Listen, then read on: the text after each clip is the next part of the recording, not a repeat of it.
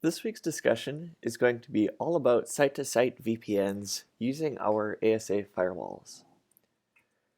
What we're talking about here is something you might see in the Cisco world as referred to a LAN-to-LAN VPN or a L2L VPN. This is something that's really common to see in businesses, especially those that have small branches. I've seen this quite a bit in the banking world, where we might have a small remote branch with a handful of employees, and there's no need for us to duplicate our resources in that branch. And what I mean by that is they might not need a separate file share, separate domain controllers, and Active Directory, and all these different services in that branch as physical devices. What we can do with the LAN-to-LAN VPN is tie them back in, even though they're remote across the internet. We can tie them in as if they were part of our local area network. Basically what it looks like is you see two firewalls connected across the internet, and this is cool because it can be part of different ISPs. They can be connected really anywhere. As long as one firewall can communicate with the next, we can establish a LAN-to-LAN VPN. So we're going to see that in this diagram here would be like connecting LAN A over to LAN B, and hosts on the 10.0.1.0 network can talk to hosts directly on the 10.0.2.0 network. The firewalls will handle all of the encapsulation and things that we need to make that communication happen. What we're going to use to do this is called IPsec, and you've seen this in your IPv6 studies as well. IPsec is really about securing IP packets one at a time. We'll look at this a little bit more in depth. But the primary jobs of what we're using IPsec for in a site-to-site VPN is confidentiality, so making sure our secure data is traversing the internet securely, and then data integrity as well, making sure while that data is in transit, nothing is happening or being manipulated with that traffic. So IPsec is going to provide that security for almost all of our protocols in the TCP/IP suite over an encrypted tunnel between our two firewalls. What this looks like is we can see two firewalls here. We see the internet and an IPsec tunnel traversing across that. And so any traffic coming from this left side of the network in the 192s, destined for the 172s, will be sent across in the IPsec tunnel. Now when we look more closely at an IPsec tunnel, there's two components that we're going to rely on when we're configuring this. Number one is the Internet Key Exchange, or IKE, and number two, the Internet Security Association and Key Management Protocol, ISACAMP. These two things are oftentimes seen as totally separate or contrasting ideas, but in fact the opposite's true. They are a little bit dependent on each other. So let's start out with IKE. This is a protocol that we use to form key exchange. And these key exchange are going to allow us to set up a security association. When you think of a security association, think of any security policies defined for communication between two or more entities. So the policies that we're going to use to talk between our two firewalls. The relationship between those two firewalls is going to be represented by a key. And what IKE allows us to do is establish that without having to do a lot of pre-configuration. On the other side of things, we have ISACAMP. So ISACAMP is actually part of IKE and can be part of a number of different protocols as well. But while IKE establishes that security policy and our authentication keys, ISACAMP's going to actually say, how do we talk to those firewalls?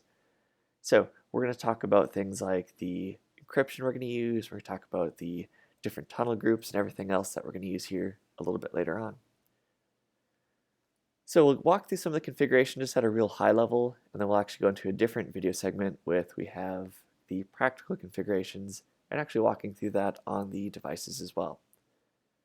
So in our configuration, we need to have our inside and outside interfaces.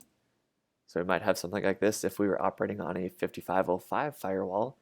If using something a little bit different like a 5520, where the ports are not switch ports, rather than using the VLANs, we would just use the actual physical interfaces. But same principles, we have an outside interface and an inside interface. ISACAMP happens over two phases. Phase one is where we create an initial tunnel, and this is going to allow us to do some rudimentary key exchange. Once we have a bit of encryption and a bit of a protection between us, we can use that tunnel to secure a more efficient key exchange and make a little bit more secure data transfer for that. So phase one, let's make an initial tunnel, let's have a little bit of protection. Phase 2, we're going to use that protection established in Phase 1 to build a more secure tunnel. It's really what we have happening there. The IceCamp policy is going to define how we set up our authentication. It's going to walk us through our encryption methods and how we're going to hash our messages as they traverse to make sure that nothing's been modified going across the network. IceCamp is really heavy on the use of Diffie-Hellman, and that's a common algorithm that we've seen across the internet on how we derive our encryption and hash keys and how we exchange those keys between ourselves. We could also define a policy of how long the ASA will use a key before trying to replace it, and then we can just copy this policy across to our second firewall. So a brief view of what that configuration might look like. A couple things to look at here. You can see our authentication is set to pre-shared, so we're not using certificates, we're just doing a pre-shared key. We're using the AES-256 encryption, and for our HMAC, or that hashing algorithm, we're using SHA. Second part of the tunnel is going to be what's called a transform set. The transform sets come from Phase 2 in IKE, and they're used to protect our data flow. So these combine the encryption method and the authentication methods together, and this will just become what sets up our tunnel mode to send that data across. Now when you talk transform sets, there's two types of transform sets you need to be aware of. Number one is tunnel mode. Tunnel mode is the default transform set for IPsec. This is what we're going to use when we create a site-to-site VPN tunnel.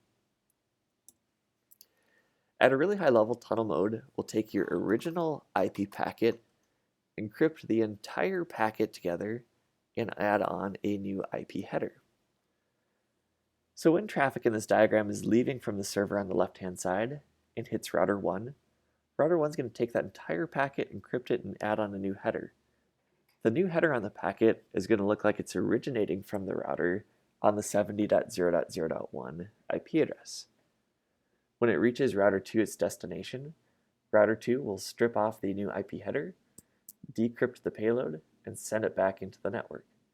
So as far as the server is concerned, it's communicating directly with the host on 20.20.20.0.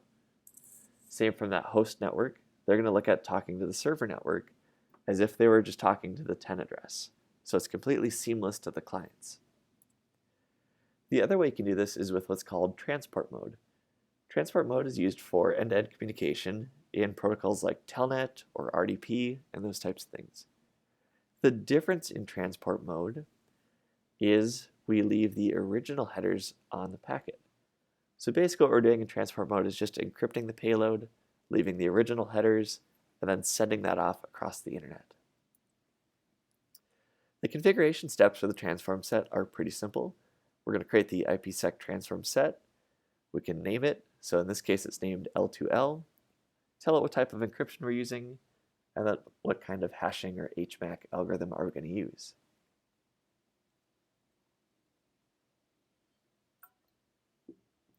The next thing you need to do is create an ACL that's going to permit traffic across that VPN.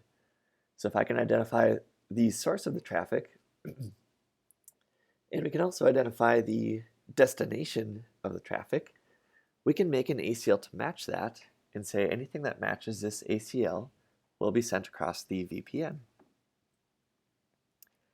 So the ACL here just says if anything is coming from 192.168.1.0 and it's trying to talk to 192.168.2.0, just go ahead and send that across the VPN. Getting down to the last two things here, we need to create a tunnel group. And the tunnel group is going to be what we use to basically set up the authentication servers, specify our connection parameters. This is where, in our case, we're going to set up the pre-shared key for our tunnel group.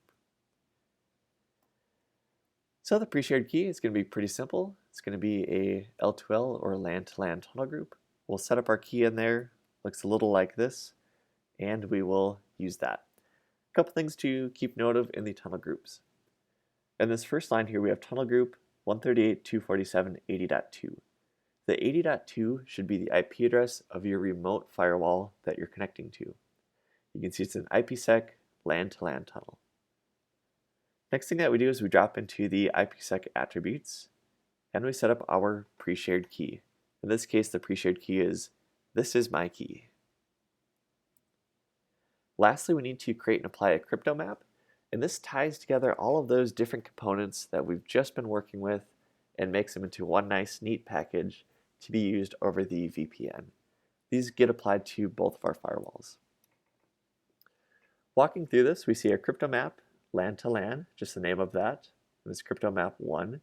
It's going to match any addresses that meet our firewall rules, the ACL rule we created previously, and that firewall rule set was called LAN traffic. Next thing we do is we set up the peer. What's our remote firewall that we're connecting to? We tell it which transform set it should be using, and then which interface it should be using as well. We're going to use the outside interface. So to test this, the Site To Site VPN is not going to be active until some traffic tries to flow across it. So the traffic has to match that crypto map ACL that we established, and just a reminder, that was our 192.168.1.0 going to the 192.168.2.0 network. So pretty simple to initiate any traffic to make that VPN tunnel active. Just send a ping across. Your first couple pings might fail, but once the tunnel is up and active, that VPN will start allowing traffic through. To do a little testing on it, you can verify that with traceroute and just see how your traffic's flowing across. You can show your ISOCAMP security associations, and that should show you something like this, where we see we have a LAN to LAN association, and you can see your peer there as well. So we want to see those things connected. Some other things about that is we can also see the ACLs that we're using to allow that traffic to go across it. So this is meant to be a brief introduction to how do we set up these site-to-site VPNs in an ASA and some of those general concepts. And in the next videos, we'll go through actually configuring the site-to-site VPN tunnels.